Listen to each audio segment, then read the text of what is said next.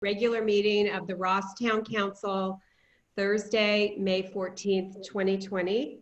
Linda, can you please take the roll? Yes, Councilmember Breckus Here. and Councilmember Kircher. Unmute. Here, present. And Councilmember Cool Present. and Councilmember Robbins Here. and Mayor McMillan. Yes. Has the agenda been posted? Yes.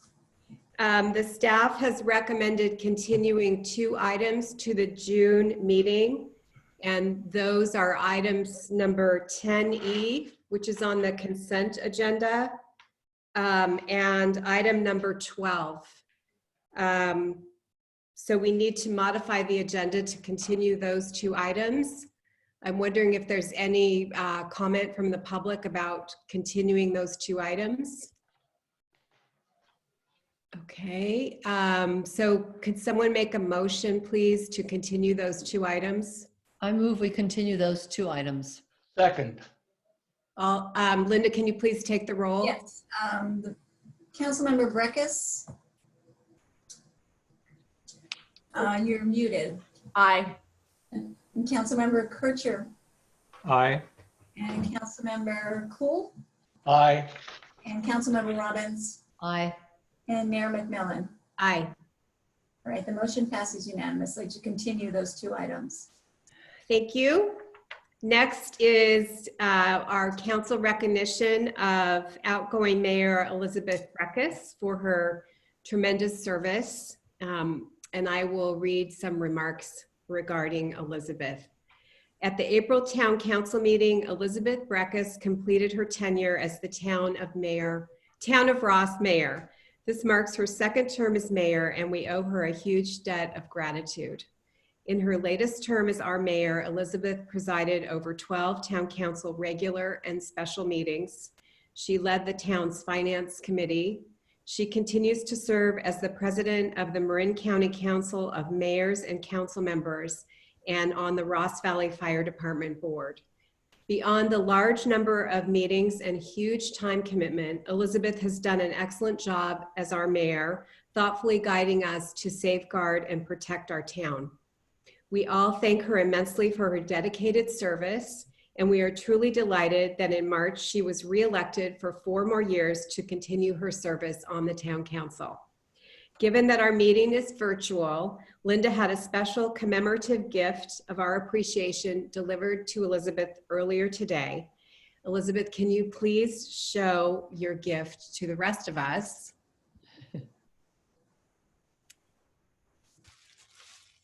Yay, thank you. Did you open it? Anyone else want to make a remark to thank and recognize Elizabeth Breckus? Oh, that's so sweet. Sure. Elizabeth, I'm delighted that you're still on the council and have fond memories of some of my earliest site visits when I went with you, and you were so experienced and knowledgeable and knew exactly what to look for and exactly what to ask. And I learned a lot from you, and I'm delighted to get to continue to work with you. Thank you. Thank you. So sweet. I appreciate it. Thank you, Elizabeth. You've done a great job, and we're all so happy that you're continuing for 4 more years. So thank you.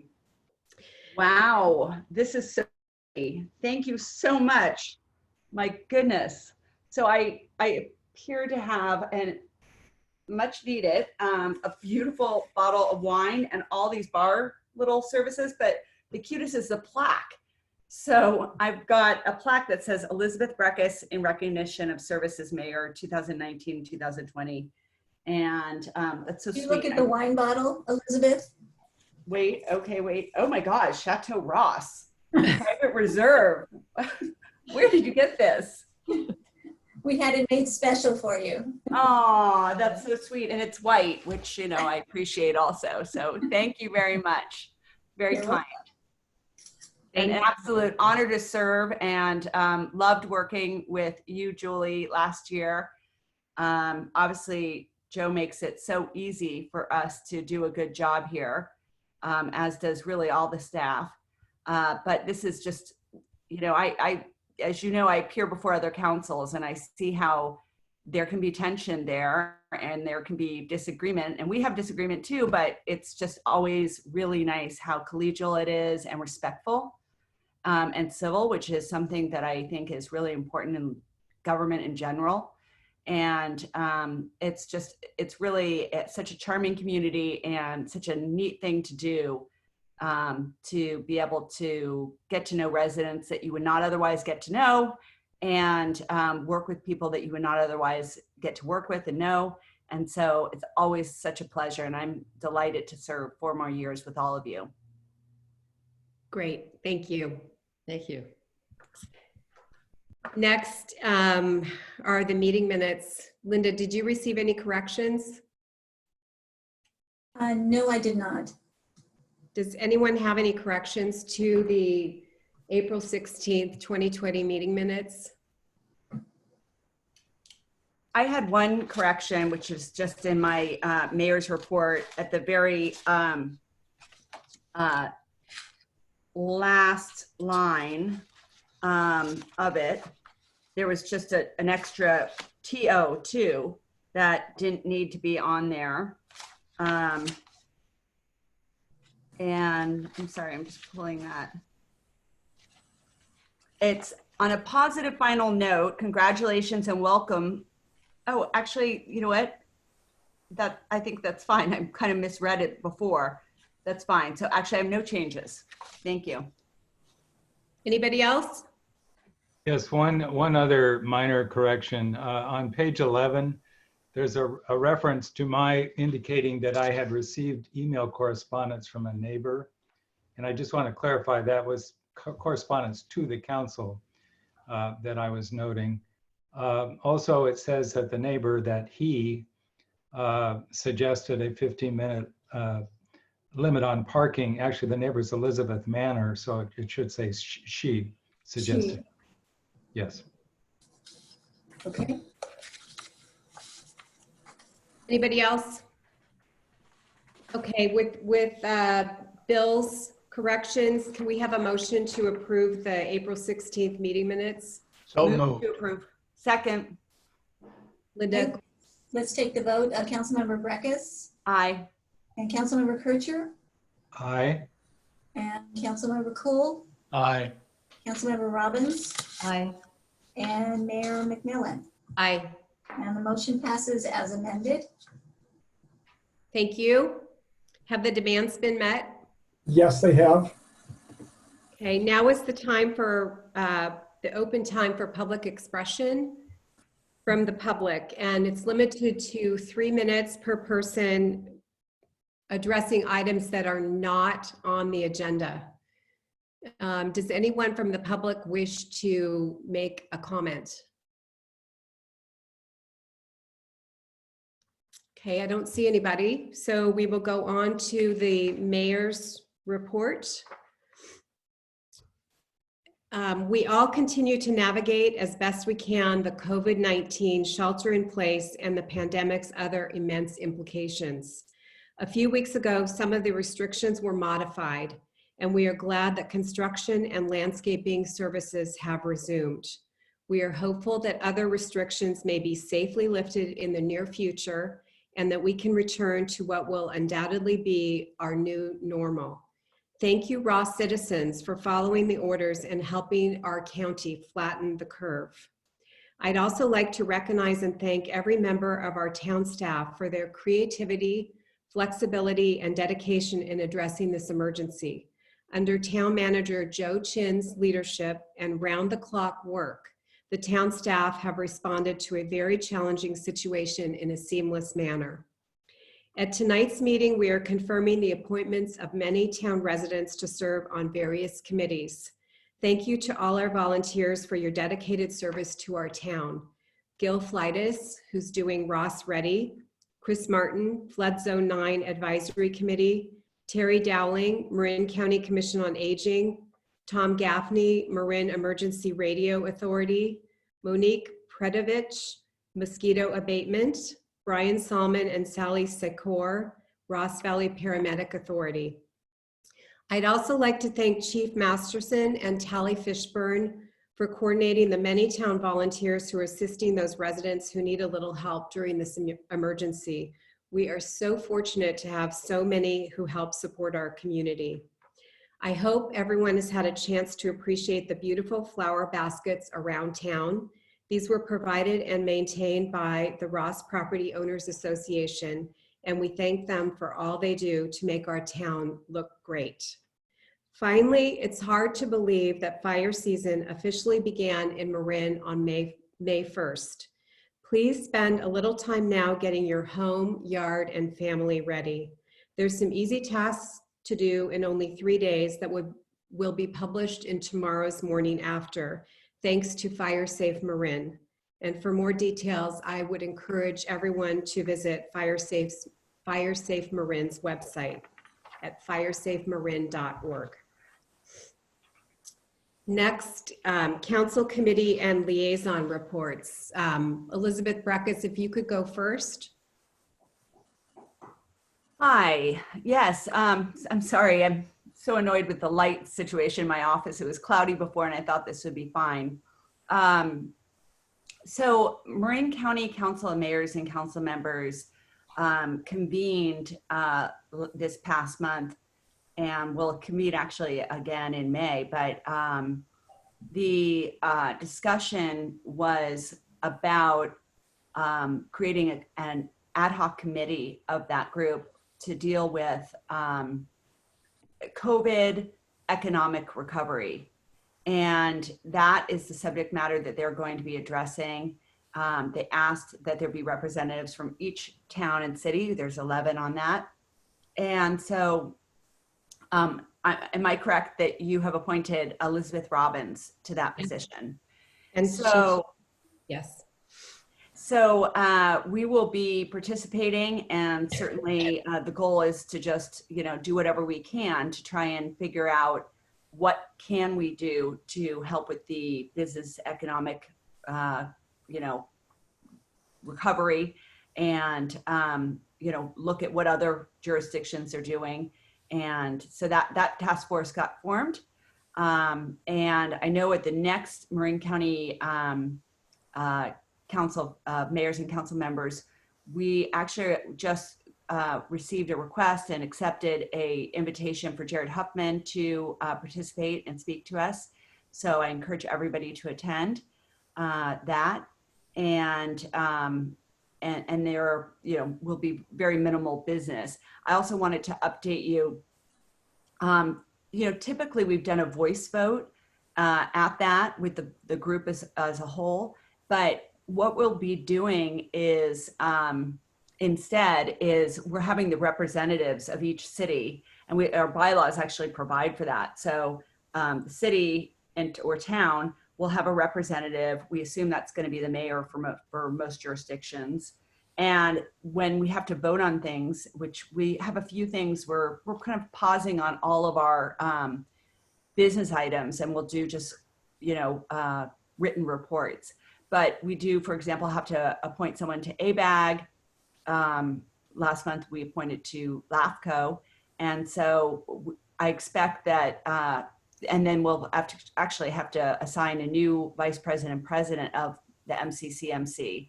And so that'll be not by, the group at large, but rather the representative. So for that matter, it may be advisable to give direction. As far as ABAG goes, I know the only person that we received a nomination from is Pat Eklund, who's doing a terrific job in that role. No other letters of interest have been received at this point in time.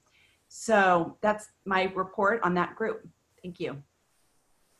Great. Thank you, Elizabeth. Now, Elizabeth Robbins. So the committee, the Economic Recovery Committee, has met twice now.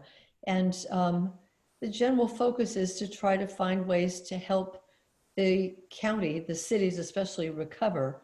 And the discussions have broken down into two general categories. City policies. Are there policies that cities can enact to help towns reopen? And then a focus on retail. Are there specific actions that should be done to help retail stores? one of the suggestions, and this I think came from you, Elizabeth, was that the possibility of using sidewalk or street space for restaurants, because it's expected that people won't be allowed to sit close together in restaurants, and so that could perhaps provide extra seating. There certainly have been some concerns that people have brought up about that. If a tent is put up, there can be ADA issues. There can be alcoholic beverage control issues. But those are the sorts of things people are talking about. Now, in parallel, there's a wonderful website that the county has set up called Marin Recovers. And that is the name of the website. So if you just Google Marin Recovers, you see it. And it really seems to have kind of everything that you might want to find on a site, that to try to help towns and businesses recover. So that's this Economic Recovery Committee is, I think, trying to find ideas to sort of help add to that website and to add to any particular town if there's something that someone can think of. But it's not, the mission is to try to help, and there's not yet an obvious way to help. And I mean, we see that nationally. There's not yet an obvious way to help, but the group is trying to be a voice that perhaps could lobby, could come up with ideas, and can contribute to helping Marin recover economically. Great. Thank you, Elizabeth. Anybody else have any committee reports? Can I just add one thing about that? I talked to Ben kind of even before that about the fact that, about city right-of-way space. And actually, he had the idea of taking over the city right-of-way. And I think it's a terrific idea. I also really love the idea of rooftop decks, which for some reason in Marin County is, from a zoning standpoint, we have very few. I mean, I was surprised to see that one in San Anselmo contemplated. But rooftop decks are another area of zoning that I think are really terrific opportunities during this time. And you could see that if people, of course, there can be hotbed conflict about whether or not we should have them, but it also provides extra space for certain restaurants that can take advantage of it. And from a zoning standpoint, it's kind of crazy to think of places like Boulder that has tons of rooftop decks. And then here we are in sunny California, where we could use them way longer and we don't have rooftop decks. So, I'm hoping that the idea, and I imagine it's, it can be controversial when they're in your neighborhoods, but I hope the idea of rooftop decks are also something that is considered to add space and outdoor space. That's it. Thanks. Okay, moving on to staff and community reports from the town manager, Joe.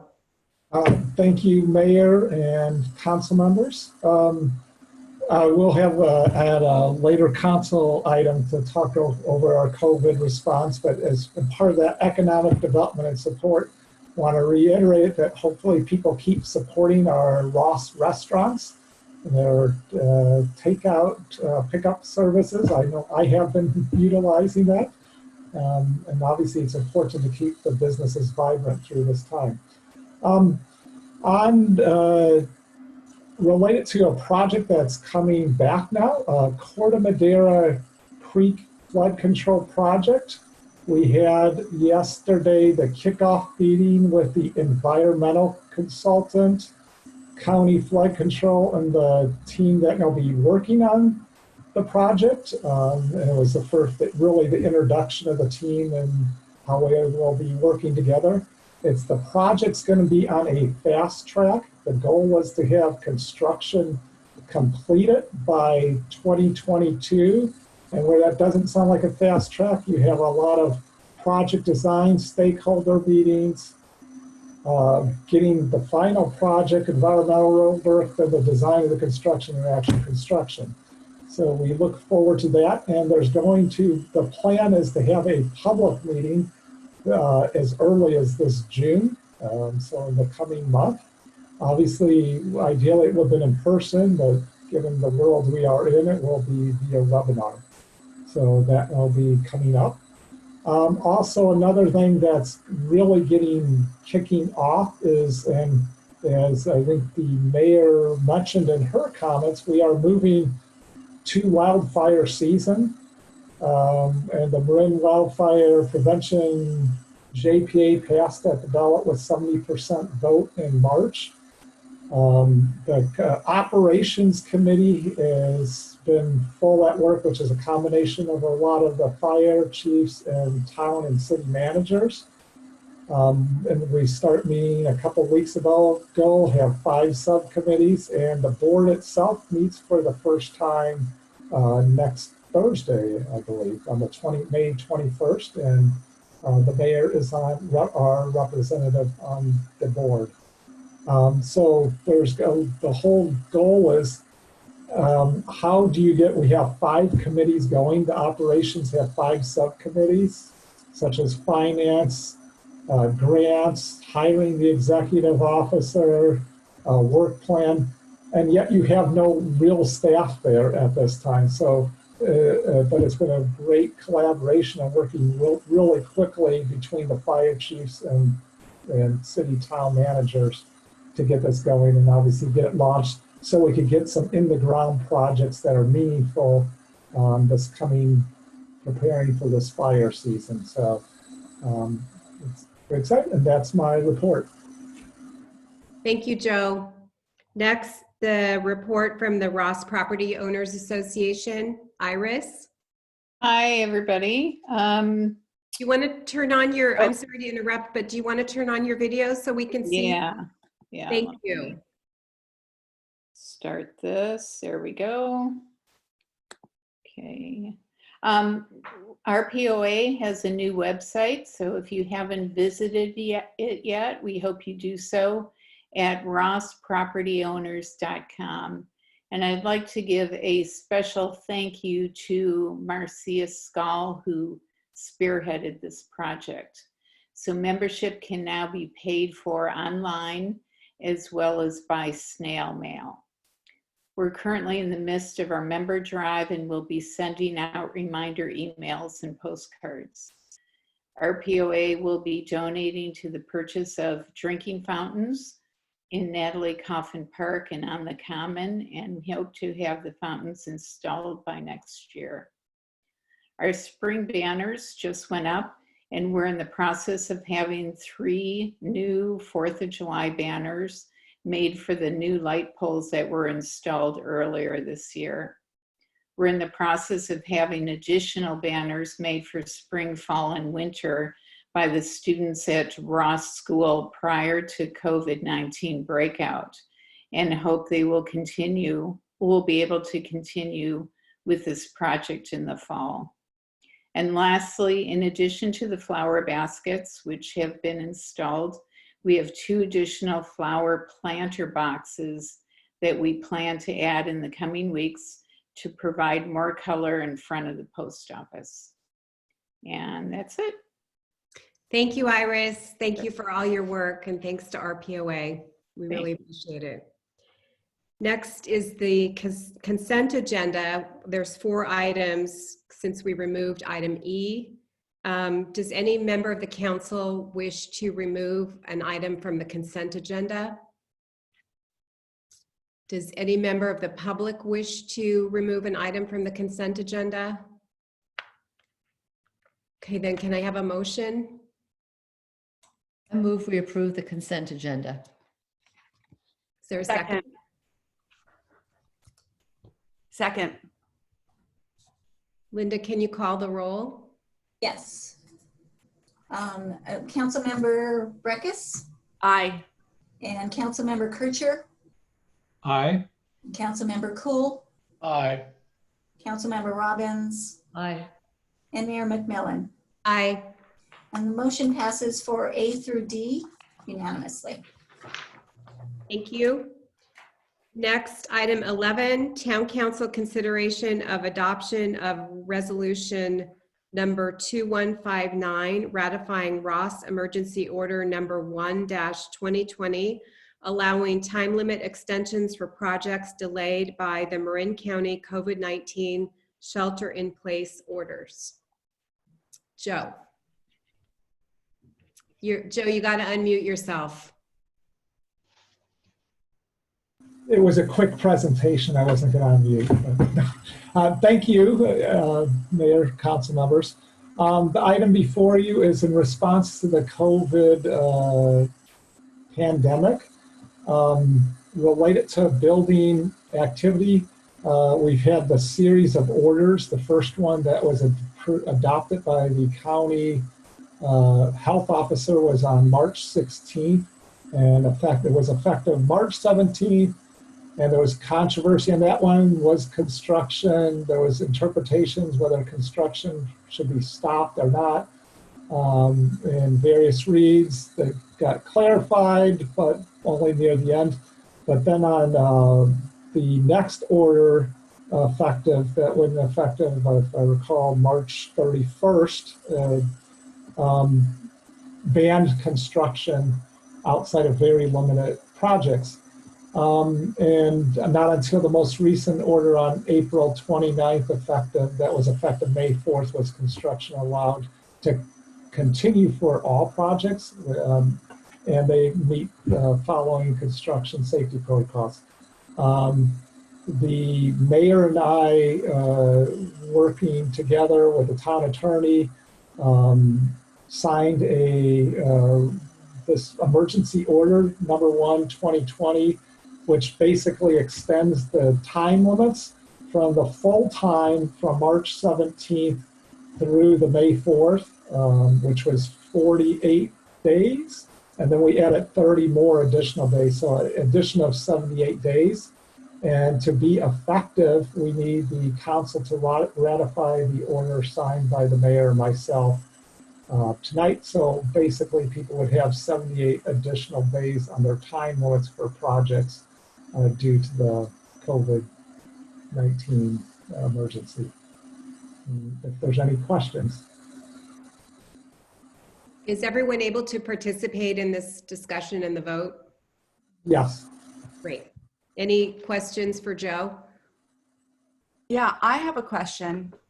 I just want to state, I recused myself from this item last time because I was under construction, but I did complete construction within the time frame and did not incur penalties and finaled on my project. So I am not recusing myself this time. But can you just explain what was the thought process on the 30 days? And the reason I'm asking is, because of my experience being under construction, I know that, there were supply companies that were shut down. My slab was held up because of that supply person being shut down. And the glass door to my shower is still not on, but I got finaled anyway, but that's because it's shut down. And, I understand that we had a resident who reached out and said, I'm supposed to use some marble from Italy and I can't get it. And so I'm just wondering, what is the thinking on 30 days as being a sufficient number? Yeah, the thinking is, and obviously for those projects that we're constructing, this 48 days is that really related to the first 48. Most projects, the vast majority were shut down. That it will take, or it could take, some time to get your suppliers or construction crews back on. And basically, we've seen some that went, it looked like Belvedere was setting it up for just the time period. We thought 30 additional days would be helpful to make sure the crews got back online supplies.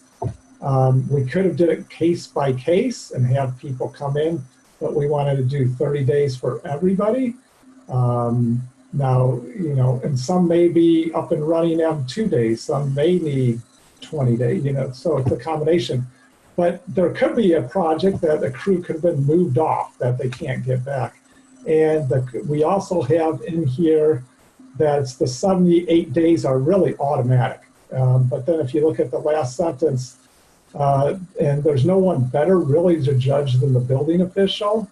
The town's building official may further grant a further extension past the automatic 30-day extension if the building official determines the delay caused by the county shelter order was greater than the additional automatic extension specified above. So if there is a case where somebody might need more time, the building official has the ability to do that, and no one's better to determine what happens to anybody's site than the building official. And the building official is who? Thomas Ahrens? So, but I guess my question is, so when you say nobody's in a better position, I mean, I'm just as well capable of reading an email from the supply person saying, hey, I don't have, I'm wanting to make sure that we're not putting people who have already been in a crummy situation, because let me just say, remodels are the worst. But, in a worse situation, now they've got to provide a bunch of proof. And I guess I'm wondering what standards, are they going to look for? What kind of proof are they going to have? I mean, how's that going to work? Well, first, most projects now still finish within the times and within the 78 days, even with the 78 days. So at those few projects, and the building inspector is also on site knowing a lot going on. So that will be part of what the building inspector and building official will be gathering from them. If somebody does have a time limit issue that was because of this, they will have to supply some information to help the inspector and official make the final call. But they're also seeing what's going on. They know, the building inspector knows where the crews, how many people were on crews before and now. So they're in the best position to judge. And really, this is it's to make it a staff determination. There is no one rule. In some cases, like I think Belvedere, how they did it, they didn't have any automatic days. They said every case goes for the building official to determine. Where we're all automatically given the 78 days, they're like a case by case on everything. We thought by giving us 78 days, that's going to probably solve 90% plus of these cases. And then if there's a few other cases, we'll have to determine based on that conversation. Well, I just want to tell you all that, number one, I wouldn't even be able, the building official would not know what delays I experienced, because it would just require me to go out and get emails from people saying, this and that. And I had subs pull off, then I had subs all of a sudden appear. And my contractor refused to come to the site because he was a older gentleman. And I just want to make the point also that I would probably conservatively say that I spent about 30 hours as a council member during dealing with these construction things. And I get that contact from people because I'm of the same age as the people who are doing all the remodels. So they're all contacting me. They're not contacting you, although oftentimes I suggest they contact the group so that people can hear from them, because it's frustrating to always be the person that, gets the reach out. But I just feel like it's not the best scenario for us to, you say it's going to solve 90%. Okay, great. So we're going to have a problem with 10%. And then as to that 10%, the time suck. I mean, Julie got some of it, not as much as I did, but some of it. But it's a real time suck. And I don't mind being, giving my time at this council, but I get really frustrated when, I'm on the phone with people who are freaking out. And then, I get it related to staff, I get it related to the vice mayor. I mean, it just kind of goes back and forth. And so that's sort of my reason for questioning that, is I just think that, it'd frankly be a time savings for me if the 10% of those problems came forward and just could, no fee, no whatever, make their case, be agendized. We don't need a staff report. They just explain it. They present whatever evidence they want, or, I don't know. I mean, I hope staff is going to be fair and reasonable, and I'm sure that's the goal. But my experience with the problems we've had thus far is that wasn't the perception. And that it was a big time suck, not just for me, but also for staff. I mean, I don't want staff to be in a situation where you're having to go round and round either, you know? And so I just think like airing it at once is maybe a better scenario, but. So Elizabeth, do you think it would be better if it said 45 days and not 30? I mean, I get that people are, if this is a hardship and we really want to make it easier for everybody. So if that's a solution, we could just make it 45 days and maybe that would take care of 95 or 98%. You know, I don't know what the right number is. I know that like my guy was a big guy. He had 7 or 9 projects going. And then I worked with another guy and he's not showing up at any of them. And he lost some people that are not working. And I mean, he said it's a COVID world and we're just like, you know, people who were scheduled are no longer scheduled with me, won't come back because they're now pulling off and going to other jobs. I had another guy who was doing some work for me on another part of my house before that, and he needed to come back. And he says, I've lost 2 guys that are not willing to work. So I don't know. I'm not going to say that there's any one example and that 15 days will make a difference. I really don't know, but I just think that, you know, it's a crummy situation being a remodel. And then you're kind of out of control of the whole situation. I mean, what if your excuse is the guys won't come because they've got other jobs? Well, is that an excuse? I mean, the building official doesn't need to know anything about that. That's just a scenario. So should the homeowner be blamed in that scenario? I don't think so, but you know, I think that. So should this be worded differently so that it's clear that kind of everybody gets a pass within reason? I mean, it sounds like you're not comfortable with the resolution, and I get that there could be problems with it. So I'm certainly okay with making a few adjustments so that it's just obvious that the town wants to make it easier for anybody, because there'll be a million different reasons why they can't finish on time. And this is just a special situation. So what would be like the edits to this that you'd be okay with? And I'm fine with them.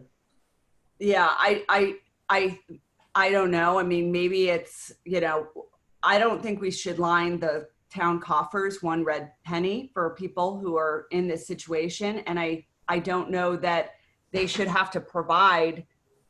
I mean, what if it's just subs wouldn't show up, or subs are backed up now, or supplies are backed up, or, you know, I mean, really, should they have to provide specific proof?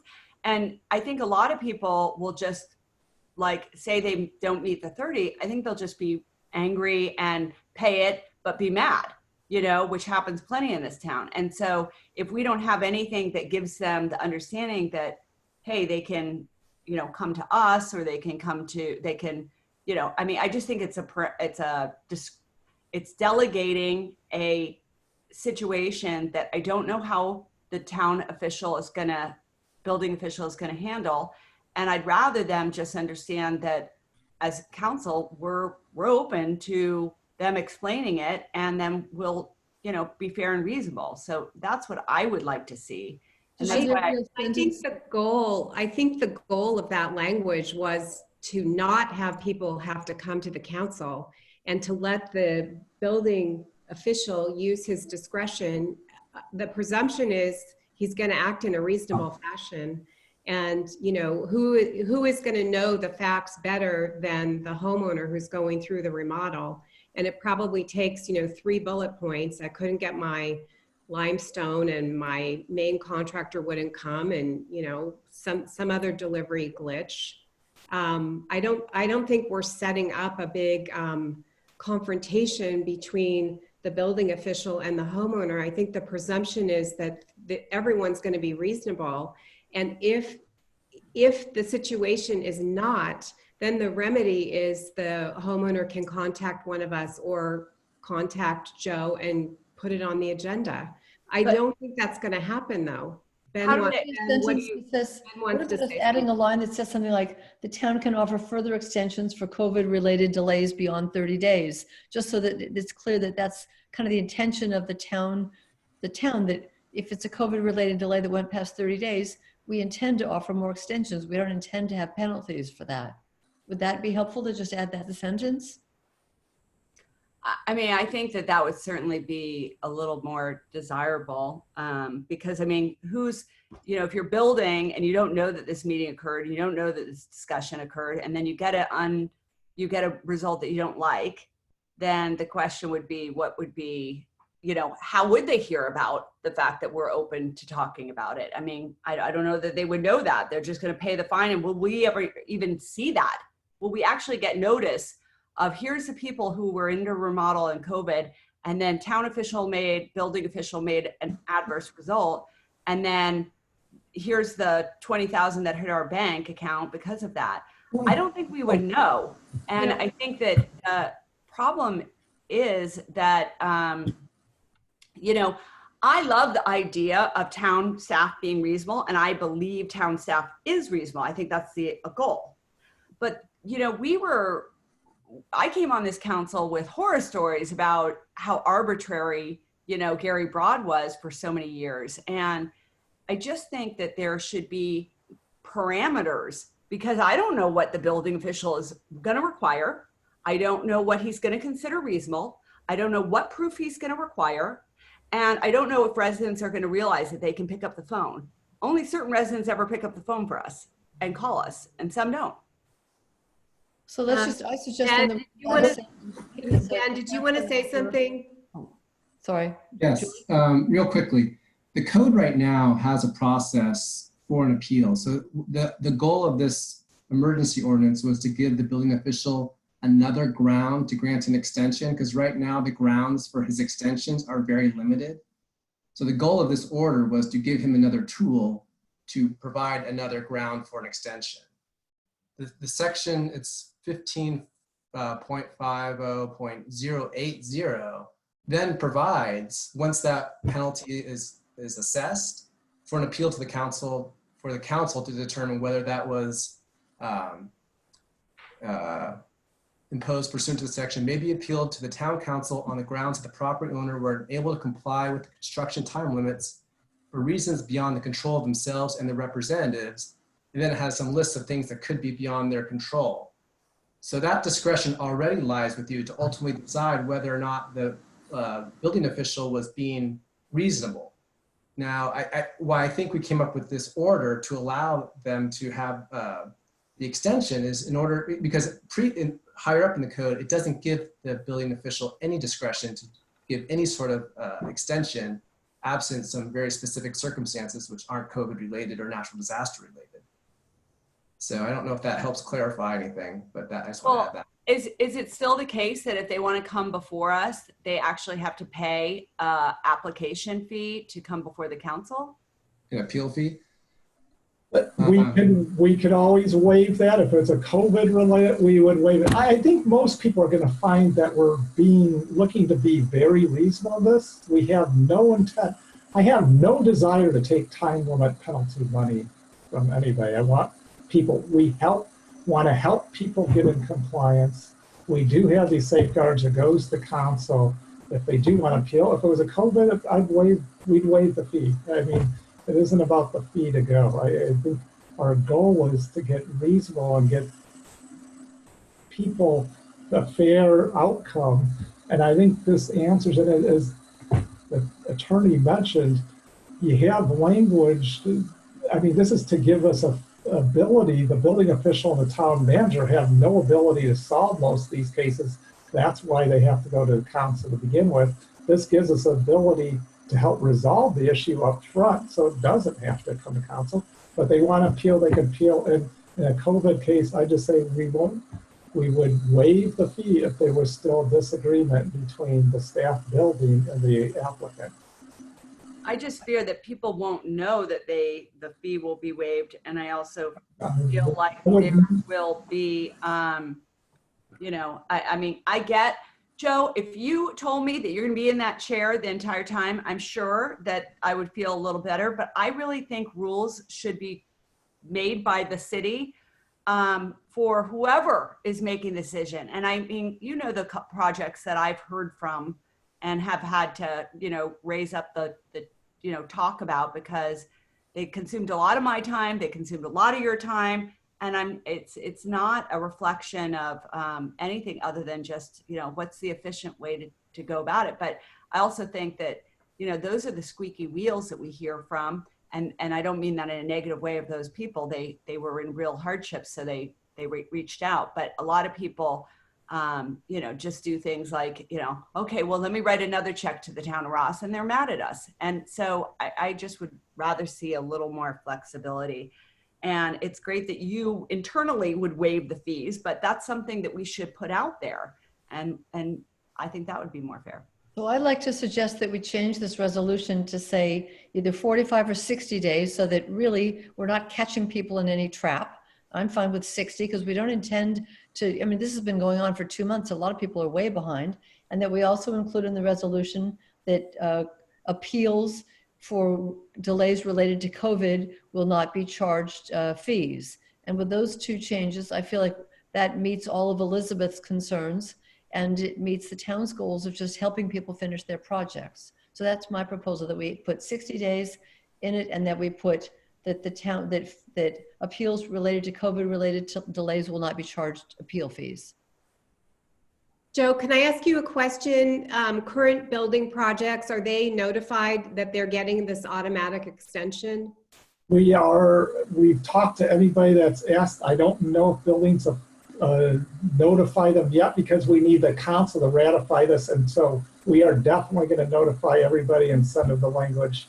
But for now, our signed order isn't official till the council ratifies it at a council meeting. Okay. Julie, can I make a motion for what I suggested? and Yes. see what people think? Yes. Okay, so I move, this is resolution 2159, that we change it so that it's a 60-day and not a 30-day, and that we add a sentence that says that appeals related to COVID caused delays will not be charged town fees. Second. Is there further discussion on this? Will and then not be charged the fees to be the appeal fee to be heard. Yeah. Not charge the appeal fee, yeah.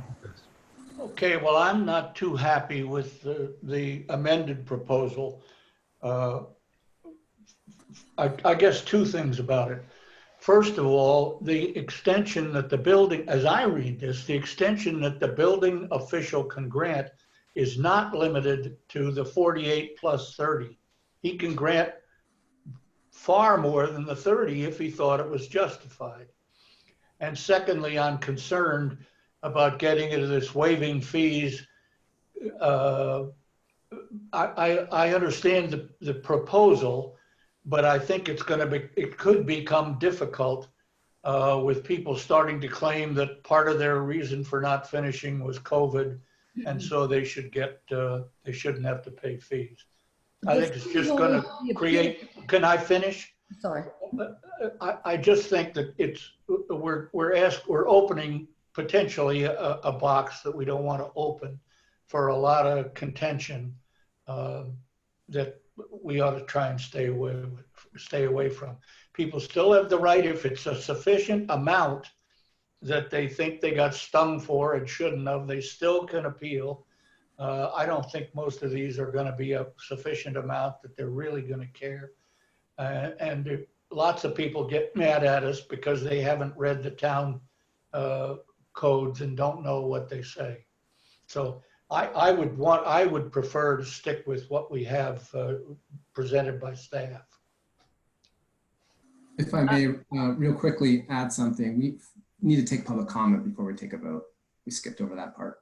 Oh, thank you. Is there any public comment? Yeah, Bob Dickinson, 41 Glenwood Avenue. I appreciate the spirit of what the town council has just been deliberating, because I think you're doing a great job of examining an issue. Construction was stopped when the governor of California issued new regulations that construction had to stop. And I know I had communication with Joe Chen about construction at a nearby property on Glenwood Avenue that was continuing after the governor's order came down. And I was told that, well, that's acceptable because they were securing the property. They were securing the construction site.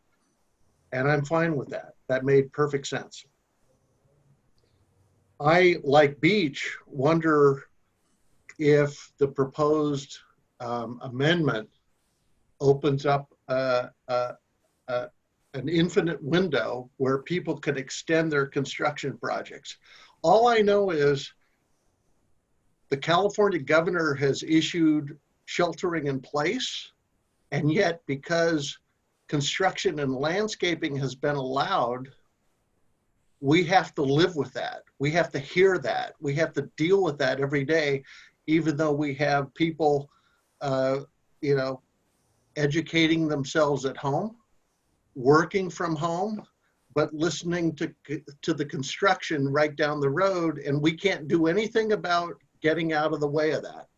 So I'm actually in favor of Beach that we should limit the extension to the amount of time that was allowed between when construction was to be dropped due to state regulations and when it was allowed to continue.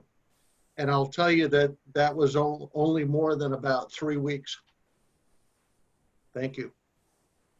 Thank you, Bob. Anybody else from the public? Okay, so I guess we should take a vote on Elizabeth's motion amending the original resolution number 2159. Can I just respond though to what Beach was saying? Because I'm not sure if there was if he understood what I think is being proposed is it's not about waiving fees. It's just like, you know how if say you have to bring something before the council and we charge a cost for that. Right. And, I can't remember if it's 1,000. I mean, it's a Joe, do you happen to know off the top of your head? If I recall, it's about 1,600. Right, so $1,600. So say you are being fined, whatever, $10,000. Then in order for you to bring it before the council to appeal it, you pay $1,600, which could feel like another money out the door versus just saying, okay, why don't we waive that $1,600? We really don't need a staff report. We submit your best evidence and we'll look at it. And if we think it's right, then we agree. If we think it's wrong, we say, no, we don't see that as justified. So I think that was, I just wasn't sure if when your comments were understanding the concept of the, what the waiver would be, just the cost to appeal it to the council. Well, I did understand that. And my point is, at some point, people will decide that the amount that it costs them to appeal is worth it or isn't worth it. And I am concerned about getting into saying that for this one particular purpose or this one particular set of circumstances that we won't charge the appeal fee. And then we'll be getting into people coming up and saying, well, I know I'm 2 years late, but part of it was due to the virus restrictions, and so I shouldn't have to pay a fee. Wouldn't this apply only to the currently active projects, though? Like the ones that were active during the shutdown? I mean, that should be the only ones this applies to. Those are the ones that are affected. Well, I agree. Yeah. But somebody who was currently has a project going and took another year to finish it might then claim that part of the holdup was the coronavirus, and therefore they shouldn't be charged a fee. Now, I realize we could probably rewrite it further to try to deal with that problem, but I think it's better just to not monkey with it.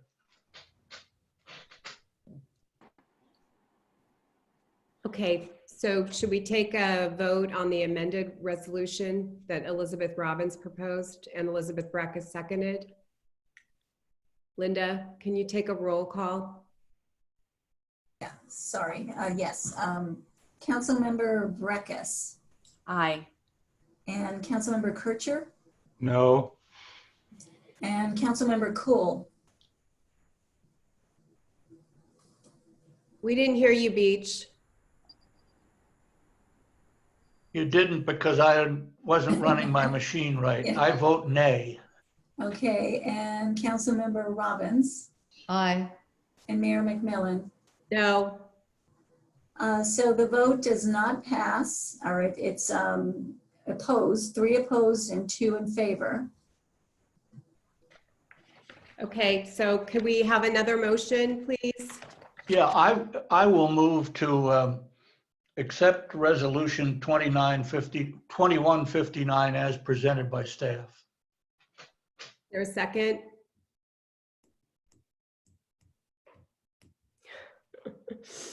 Bill, can you second it? Yeah. Second.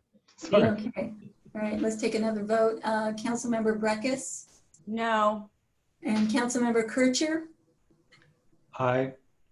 and Councilmember Cool, Aye. Councilmember Robbins No. and Mayor McMillan. Yes. Okay, so it passes with 3 in favor and 2 opposed. Thank you. Next is the town manager update and council discussion on town activities in response to COVID-19.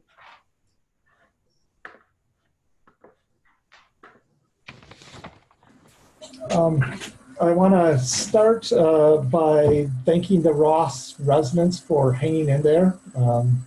We are now in the 9th week of the shelter-in-place order, and obviously we're learning to adjust a new way of life during this COVID pandemic. The curve has flattened in Marin County in the last 3 weeks. There's been each week 15 to 25 new COVID cases. That's lower than it was in the prior weeks. There's currently 3 people, at least of the information I have this morning, 3 people in Marin County hospitals with COVID, which is a lower number.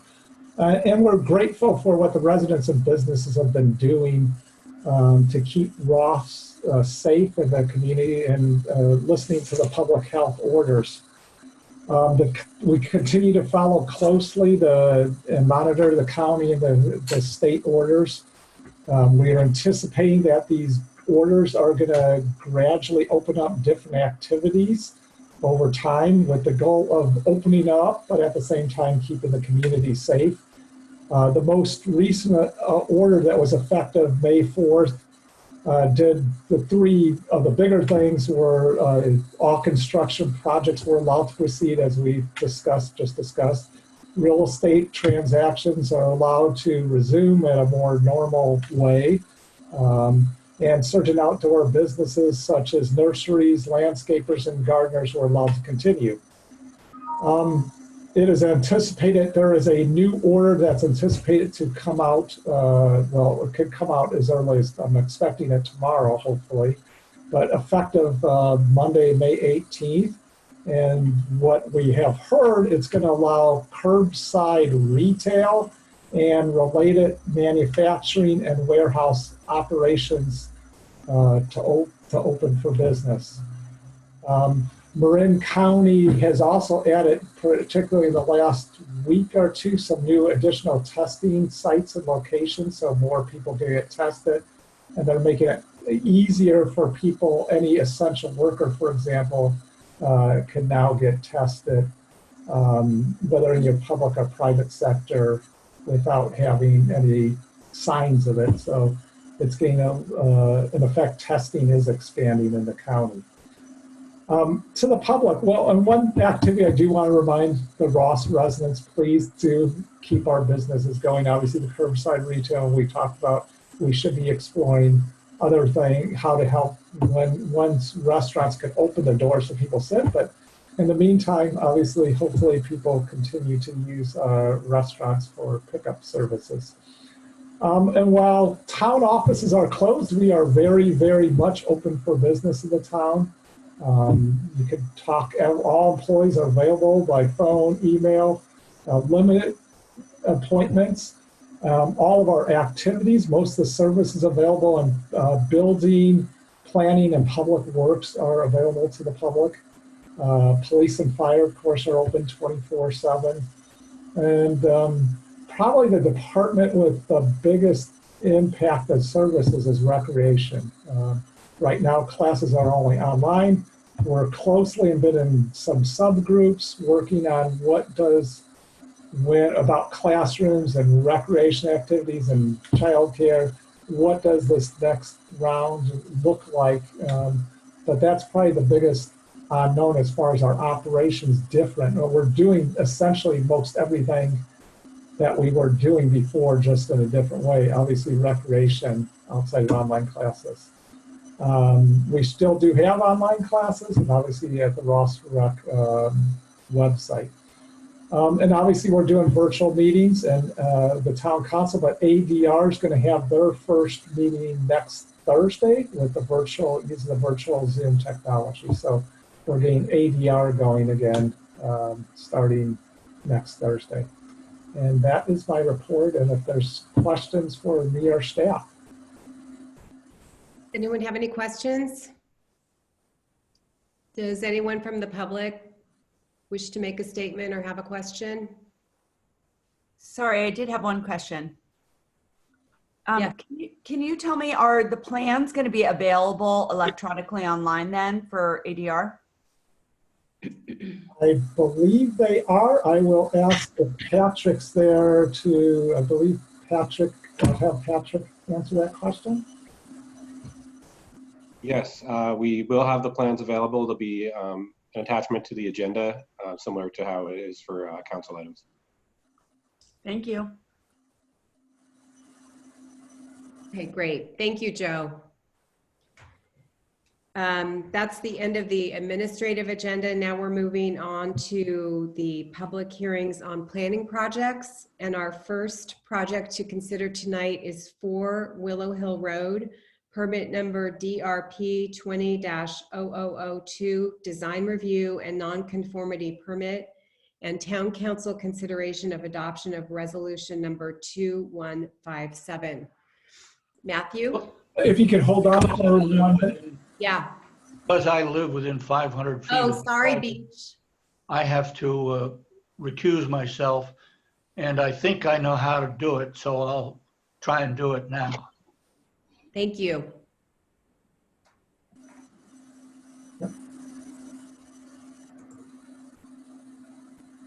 Good evening, Mayor McMillan and council members.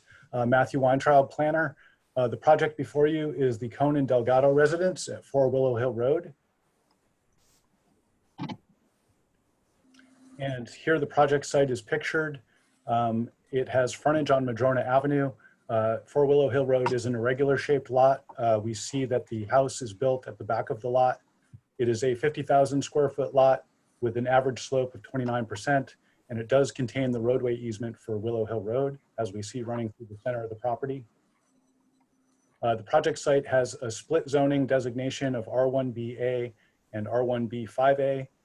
Because the lot was built prior to December 14th, I should say the lot was established prior to December 14th, 1989, the entire lot is subject to the R1BA zoning. So there's consistent zoning regulations across the property. The project history, the original construction is estimated in 1964. In 2000, a variance was granted for a 3rd-story addition exceeding 30 feet in height. At that time, also other additions and modifications were approved. And in 2003, a variance was granted for a 6-foot-tall deer fence. So the current project is to extend the existing legal non-conforming 3rd story in order to add bedrooms to the existing home. And this would add 265 square feet to the residence. Here we see the proposed 3rd story extension, and next to it, the existing 3rd story here on the south elevation. And then here at the north elevation, The existing third story is here, and the proposed extension would be in this area. The proposed third story extension would match the existing exterior building materials and colors, including wood windows, wood shingles, siding, composition roof, and copper gutters and downspouts. The project also includes adding a new driveway entry gate at the crest of the driveway. This would be a metal gate with exterior trim painted to match the existing house, and it would also include field stone piers that with stonework that would match the existing house as well. The ADR group reviewed this project on February 25th. The ADR group supported the project with some minor recommendations, including adding a window to the proposed south elevation, and that was accomplished by adding this small window. And, the ADR group. Sorry, just a second. We're getting a lot of static, so whoever's talking, if you could please mute your microphone. The only person who should be unmuted is Matthew. Thank you. Thank you. So just to reiterate, the applicant added a small window here at the advice of the ADR group, and also omitted an exterior HVAC unit that was proposed for this elevation. So the applicant has revised the project to be consistent with the ADR group comments. So the key issues to consider are the non-conforming building height. The project would extend the existing legal non-conforming third story within the existing building footprint, and it would be stepped back from the second story. The project would maintain the existing legal non-conforming building height. So the existing building height would not actually increase, and it would conform to all other aspects of the code, including floor area, lot coverage, and setback requirements. Regarding design review, the height, mass, and bulk are compatible with the neighborhood, and it does have consistent roof lines, materials, and colors. The neighborhood outreach was conducted by the applicant. They've included a description of that neighborhood outreach as attachment 6 to the staff report. Staff has received no comments in response to the public notice that was sent out. So to summarize the project request, the applicant is requesting a non-conformity permit to enlarge and extend the existing residential structure, which is legal non-conforming with respect to the maximum allowed building height. And the applicant requests a design review permit to add more than 200 square feet of new floor area and to construct a new gate greater than 48 inches in height in a yard adjacent to the street right of way. So staff's recommendation is to adopt resolution number 2157, conditionally approving a nonconformity permit and design review to allow for a 265 square foot residential addition and new entry gate to the existing legal nonconforming single family residence at 4 Willow Hill Road. That does conclude my presentation. I'm available to answer questions of the council. Thank you. Does anyone have any questions of Matthew? Okay, does the applicant or the applicant's architect wish to make any kind of a presentation or statement? Hi, this is Charlie Thibault, architect. Would you mind turning on your video? Oh, sure. I think I was. Thank you. The host is not letting me. Perhaps Matthew would be in control. Oh, here we go. There you are. I'm not sure if I'm there. I can't see myself. We can see you. Thank you. Okay, thank you. I think Matt did just a fantastic job of presenting the project, and I really don't have anything to add. He's done a very good job, so that's all I'd like to say at this point. Great. Thank you. Are there any comments from the public? Okay, we'll bring it back to the council for discussion or a motion. I'll move to approve. Oh, well, I was going to make one comment. You know, when we have nonconformity, requests for a nonconformity permit, I think the guidelines are that there should be the same or fewer impacts.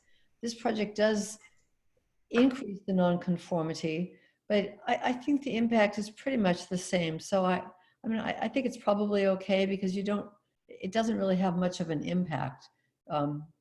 So, but I was just going to make the point, that it should have the same impact in order to be approved. And I think it probably does, even though it does increase the amount of nonconformity. Okay. Any discussion on that point? Elizabeth, would you like to make your motion again? Yes, I'm going to move to approve. Is there a second? Second? Okay, Linda, can you please call the roll? Yes, let's take the vote to Councilmember Breckus Aye. and Councilmember Kircher Aye. and Councilmember Robbins Aye. and Mayor McMillan. Aye. And the motion passes unanimously. Thank you. Congratulations. So we should get Beach back in here. There he is. Okay, the last item, item on the planning project is 49 Glenwood Avenue, permit number NCP 19-0007, design review and nonconformity permit, and town council consideration of adoption of resolution number 2158. Matthew? Thank you, Mayor McMillan and council members. This item before you is the Zelaya residence at 49 Glenwood Avenue. And here we see the project site on the west side of Glenwood Avenue.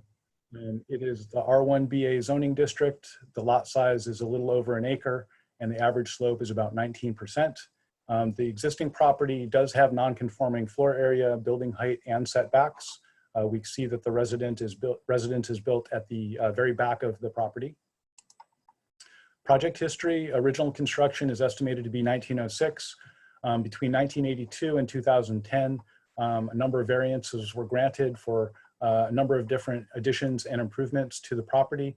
It may be noted that if these scopes of work were considered today under the current code, many of them would actually be considered under a nonconformity permit rather than a variance.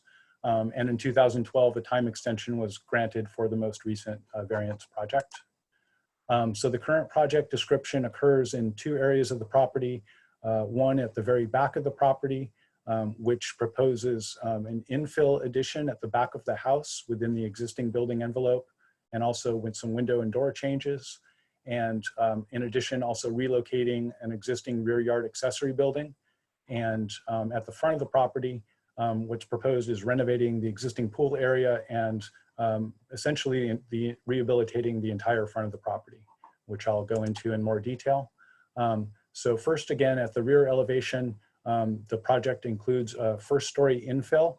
And if we look at this photograph, the first-story infill would it would enclose 64 square feet of this area here underneath the existing dormer. So that would be essentially an infill project. The project would also lift the roof of this dormer from a slanted roof to a box dormer to create some more headroom in an interior closet on the second floor. And then the project also includes adding 70 square feet to the basement crawl space directly below this area. So, so this area includes 3 levels of work, all within the existing building envelope. And the last component is moving this existing non-conforming shed about 10 feet closer to towards the north, or closer to where this photograph was being taken, to move that shed away from the new construction and create some area around the new entryway to the building, essentially. And in terms of relocating this shed, the shed would be moved from the location shown in the outlined area here to the area that's shown here in the darker gray.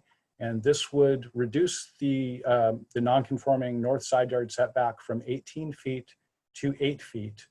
However, it would be noted that the existing residence has an existing 8-foot set. Actually, here's the corner of the existing residence, has an existing 8-foot setback. So relocating this shed to this location would not actually increase, or I should say would not decrease the existing non-conforming north side yard setback for the property. In addition, the relocation of the shed closer to this corner location of the property is mitigated by the distance of the shed from the nearest structures on the properties who are adjacent to those setbacks. So for instance, the side yard, the property that is adjacent to the side yard, as well as the backyard here, would be over 165 feet from that shed structure in the new relocated location. And the other property adjacent to the back setback would be over 200 feet from the location of that shed property as well. And lastly, it may be noted that the topography of this area would also screen the shed in its location. This is a location that's really a low point between all these different properties. And so for those reasons, staff believes there's no impact to this relocation. Also at the rear elevation, just to cover the colors and materials, those would match the existing structure, which would include composition shingle roofing, smooth stucco siding, copper gutters, wood-clad windows, wood trim, and bluestone masonry. And at the front of the property, the project would remove 2 existing pool buildings, which are shown here, totaling of 436 square feet. And it would also replace and improve the existing pool deck, the patios, the driveway, and the parking area, while retaining the existing pool in its current location. And it would also install new pathways, fences, low walls, and landscape plantings. And by doing so, it would reduce impervious surface coverage from 42.5% to 35.4% on the property. And it would provide also a new layered landscape screening at the street frontage and along the north side yard to provide privacy, additional privacy to the property. And here we see some of the permeable materials and other materials that would be proposed for the landscape. And the ADR group did review this project on February 25th. The ADR group supported the project with some minor recommendations that included revising the rear fenestration to better match the original character of the house, which is reflected on the other facades, enclose the new pool equipment, and adjust the boundary slightly between the driveway paving and the parking area paving, and also maintain the current size of the existing rear shed. And the applicant has revised the project consistent with the ADR's comments. The fenestration has been revised. The pool equipment is now proposed to be bunkered. The boundary between paving and parking was adjusted as directed or as recommended. And the existing rear shed would maintain its current size in its relocated position. So the key issues to consider are the non-conforming setbacks. The project would add new floor area within the existing building envelope of the non-conforming residence, so it would not exacerbate any setback in that area. It would relocate an existing accessory building while maintaining the existing minimum north side yard building setback on the lot. So again, not exacerbating the existing non-conforming minimum setback on the lot. And it would reduce non-conforming FAR from 17.6% to 16.4%, partially through the removal of the pool buildings, also through the removal of interior spaces at the residence. Regarding design review, the height, mass, and bulk are compatible with the neighborhood. It does maintain consistent roof lines, materials, and colors, and the landscape rehabilitation does include front and side screening for more privacy. The neighborhood outreach was conducted by the applicant. The copy of the applicant's neighborhood outreach is included as attachment 6 to the staff report. The applicant also has conducted more recent neighborhood outreach and provided an updated report, which was included to council members as late mail, I believe today. And staff has not received any comments in response to the public notice. So to summarize the project request, a nonconformity permit is requested to add floor area to the existing legal nonconforming residence within the existing building envelope while reducing the overall nonconforming floor area on the property, and to relocate an accessory building within nonconforming rear yard and side yard north setbacks. And a design review permit is requested to relocate an accessory building, which is the rear shed, and to grade more than 50 cubic yards. So in summary, staff does recommend adoption of resolution number 2158, conditionally approving a nonconformity permit and design review to allow for residential additions and alterations within the existing building envelope, relocation of a rear yard accessory building, pool area renovation, and landscape hardscape rehabilitation at 49 Glenwood Avenue. That does conclude my presentation, and I'm available to answer questions of the council. Thank you. Questions, anyone?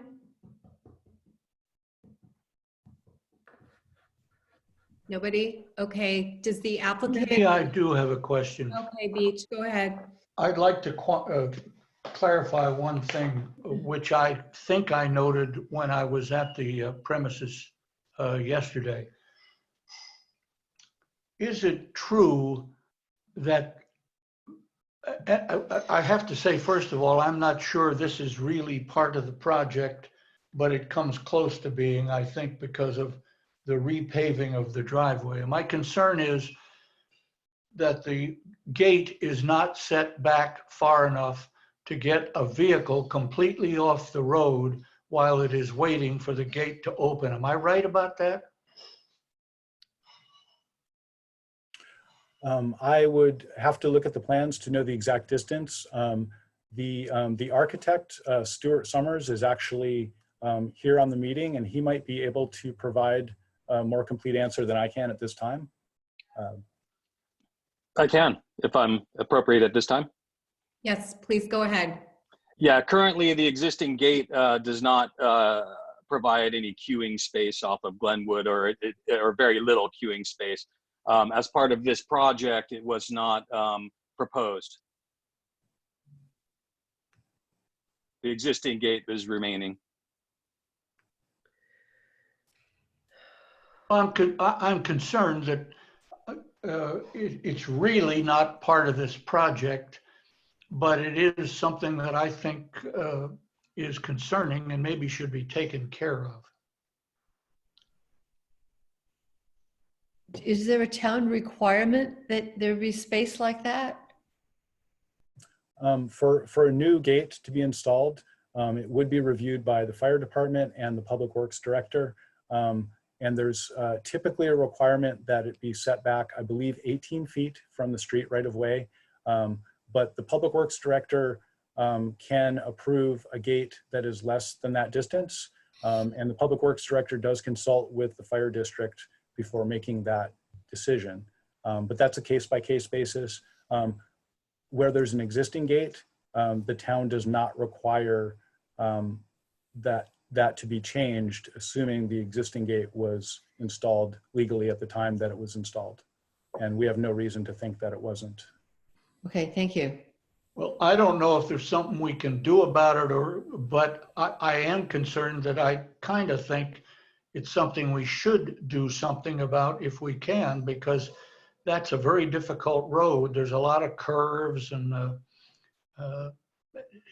it's a little, I wouldn't be upset if we didn't require it, but I do think it would be a good idea, if we can, to require that gate to be moved in so that we have the 18 feet, so that we don't have the rear of a car clipped by somebody coming down the road. Maybe the applicant would like to consider that and voluntarily do that. Wouldn't that also mean you have to change the whole front yard fence, though? I mean, isn't there already a fence that ties into that gate? So I guess you just make, I don't know. I mean, I'm okay as is because it's been that way, but you could, right, you could see what the applicant wants to say.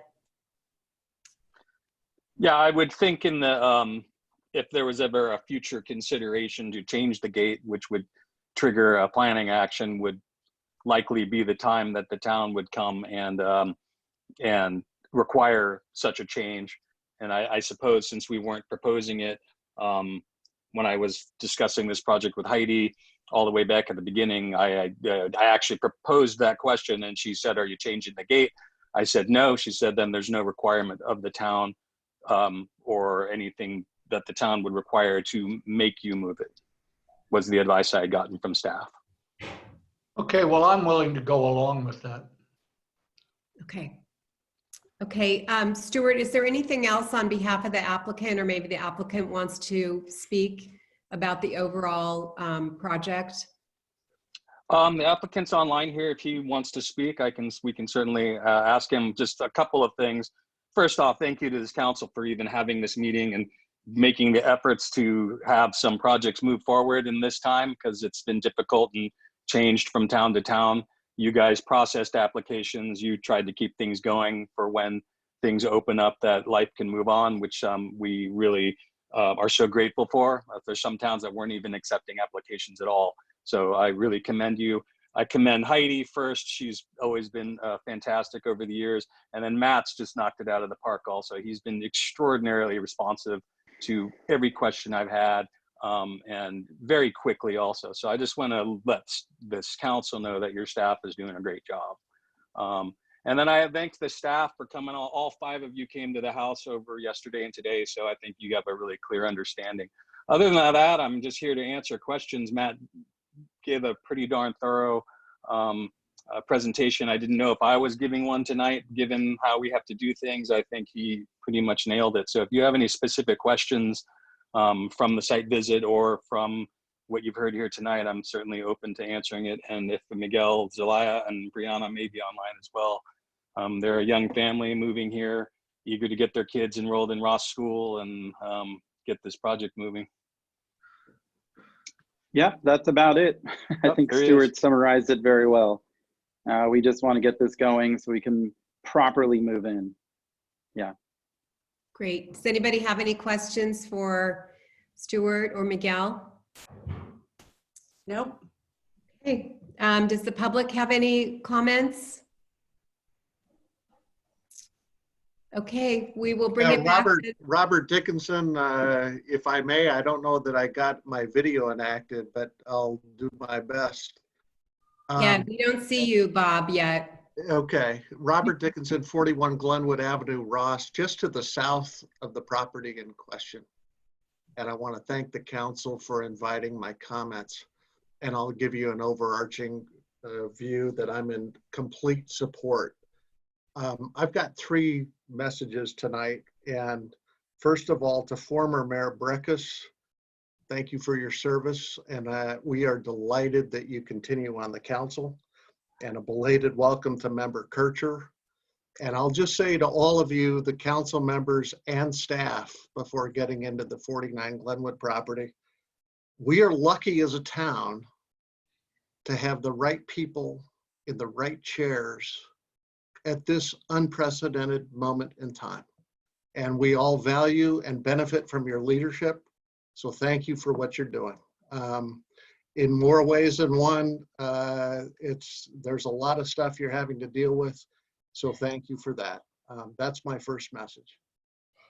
To the Zelayas, Miguel and Brianna, we couldn't ask for nicer neighbors.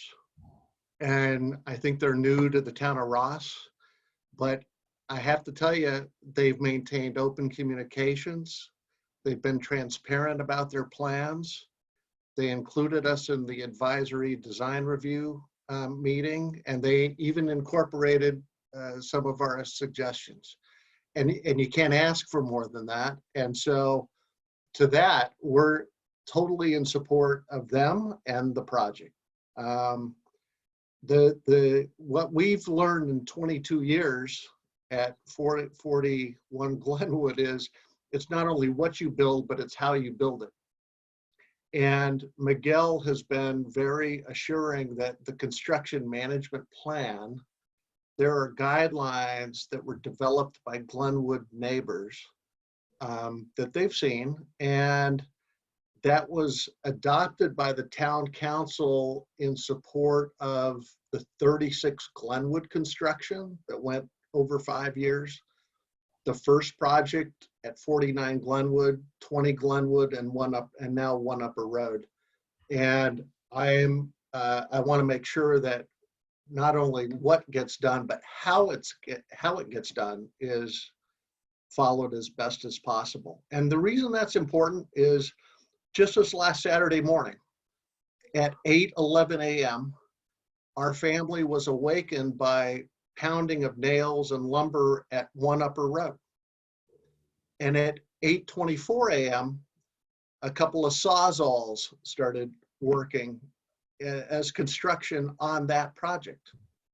And I'm okay being awakened before I want to be on a Saturday morning. And I was a big boy and went down and asked him, hopefully respectfully, to stop.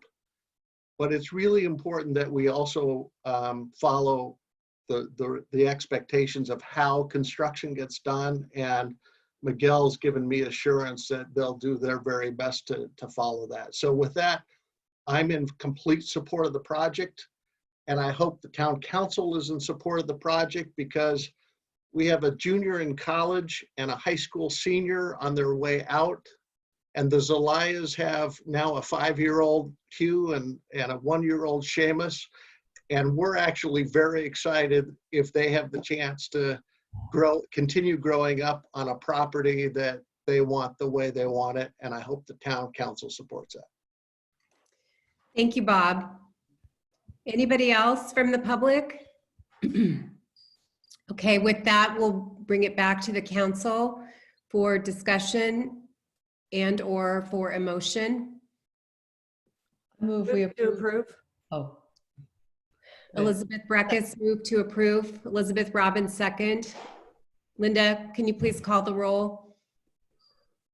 Yes, Councilmember Breckus Aye. and Councilmember Kircher Aye. and Councilmember Cool, Aye. Councilmember Robbins aye. and Mayor McMillan. Aye. And the motion passes Congratulations. unanimously. Congratulations. Thank you.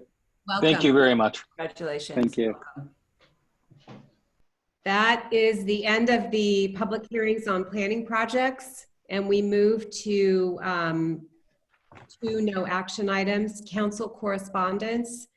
And I will go first with that. As Joe mentioned, on May 21st, I will be attending the inaugural Marin Wildfire Prevention Authority board meeting.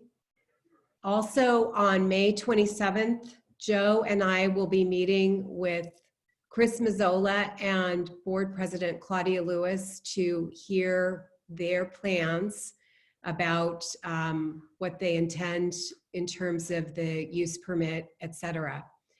They contacted us a couple weeks ago seeking a meeting.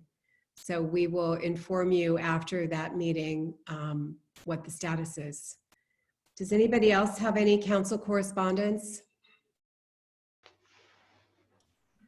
I've received some communication about concerns with construction, some of which I relayed earlier. That's it. Thank you. Okay. Anybody else? Okay, future council items. Any items? I have an item. So previously I'd asked for us to bring forth an item on generators, and we did have an item on generators, but it was really general. And what I was hoping that we would get out of that item, and I appreciate that it was kind of brought really quickly after the power outage, so it was probably really hard to, bring forth concrete information. But, we're starting into fire season. I'm like probably some people have stocked up on supplies at my house. And, I'm starting to think about wanting to buy a generator because with the pandemic, I've had enough, I really can't handle another emergency. And it would be a shame if I purchased one and then the town adopted regulations that required certain noise levels or certain requirements, right? Or like it should be in one location and not another. And so I really feel like I know this is a big ticket item for staff. I'm sure it's time consuming because it's involved. But, I really would love for us to come forth with a regulation that allowed the council to say, because I'm not the only one, I've talked to a number of residents saying, yeah, I really want to buy a generator. And, I really would like it if we could give some direction so that, because you can drop 500, 800, you can drop 30,000. And I don't want to drop it twice. And I think a lot of people are feeling that way too. So it'd be nice if we could just get some regulations that give people the assurance. So that's my pitch. Could we revisit the generator discussion in time for, we might have power outage? What did we approve before? I thought we had approved that there wasn't going to be a sound requirement for generators. I don't really remember what we approved. Didn't we approve something about generators? My recollection is we said that we would revisit at some point in time, but that we were not going to make any immediate prohibition. And so, you know, I mean, how long before we make a decision on that? I can imagine, I mean, the gas, the smell of gas, and I know we can't go into it too much, Ben, I appreciate that, but the smell of gas is very strong. So if it's too close to your neighbor, it could be really annoying. The noise, it's super loud. My neighbor had one.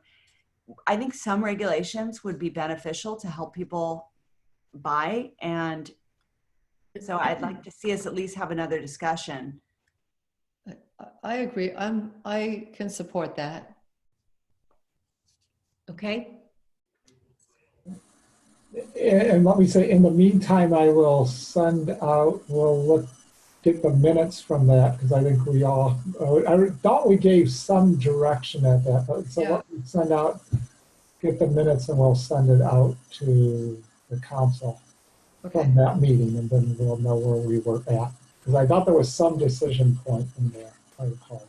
I know, I thought we pretty much said, these are emergency situations and we're not going to regulate these. There was something during emergency situation, yeah. But let me, if I can chime in, I do have, Heidi left me a list of policies and actions that we wanted to address. And one of those is the results of that conversation. It says that the council's direction was that the use of portable generators would be allowed to exceed the town's noise policies during emergency and PSPS events. And that the noise policy should allow the use of portable generators during the day and evening hours, that they should be turned off at night. And there wasn't real direction on that, but something like between 11 p.m. and 6 a.m., something like that. But that's the direction that we received. The next steps would be to actually formulate those into policy and then bring that back in front of the council. I think that would be helpful because you can have meat defrost in a freezer between 11 and 6, and then what do you do there? So I think it would be helpful, Joe, if you would circulate those so we could look at that. well, so we'll circulate, and then sounds like we'll bring it back. We'll bring it back to council if we have two of you that say yes at that time. And well, we have to make a decision. Oh, yes, we will bring it back. So I'll circulate first. Any other future council items? Yes, I have something that I'd like to see us address. I don't know in what form, but recall that last year when we had the planned power outages, we had huge problems with cell communications, and there was discussion by the council about measures the town could take, but also measures that the private carriers were taking to beef up their cell towers. And I'd like to see us revisit that. Where are we now? Are there other things we could do? Because before we know it, we probably will have more planned power outages. And I would hope we would not be right back where we were last summer well, basically failing communications within a day or two after the outages started. So I'd like to see us at least have a discussion or an update or some staff input on that. Not necessarily any formal proposal at this point, but put something on the agenda in an appropriate way. Thank you. I'll second. I support that too. Yeah. Okay. And I'm also really, really concerned when we have, everyone is working from home, needing electricity to power up their computers. If we're going to start having those PSPS outages when we're still sheltering in place, that's going to be really, really difficult. Mm-hmm. True. Any other items for future council meetings?